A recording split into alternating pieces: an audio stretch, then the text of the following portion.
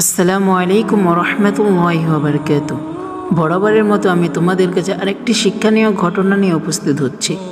ঘটনাটির নাম হচ্ছে ঘোড়ার ছায়া। এক দেশে এক ব্যক্তির একটা ঘোড়া ছিল। লোকটি ওই ঘোড়া ভাড়া দিয়ে সংসার চালাতো। গ্রীষ্মকালে একদিন একটা লোক পথ দিয়ে চলতে বড় ক্লান্ত হয়ে পড়ল। সে তখন ওই ঘোড়াটা ভাড়া করলো।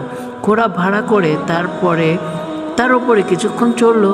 একসময় প্রচণ্ড রৌদ্রতেজ সহ্য করতে না পেরে ঘোড়া থেকে নেমে তার ছায়ায় বসলো। তা দেখে ঘোড়ার মালিক গিয়ে এসে বলল, এ কি, তুমি আমার ঘোড়ার ছায়ায় বসছো কেন? সরো, আমার ঘোড়ার ছায়ায় আমি বসবো। যে ঘোড়া ভাড়া নিয়েছে সে বলল, বাহ রে বাহ, সারাদিনের জন্য আমি তোমার ঘোড়া ভাড়া নিয়েছি, আমি বসবো না তো তুমি ছায়ায় বসবে?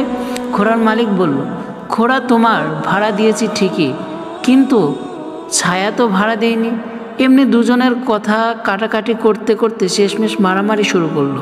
আর সেই ফাঁকে ঘোড়া সেখান থেকে পালিয়ে গেল। এরপর অনেক খোঁজেও ঘোড়াটির খোঁজ পাওয়া গেল না। ঘোড়াও হারালো, ঘোড়ার ছায়াটাও হারালো।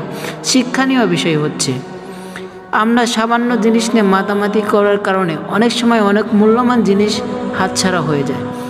এই জন্য আমরা সামান্য জিনিস নিয়ে মারামারি না করে মূল্যবান জিনিসকে কদর দেওয়া শিখি।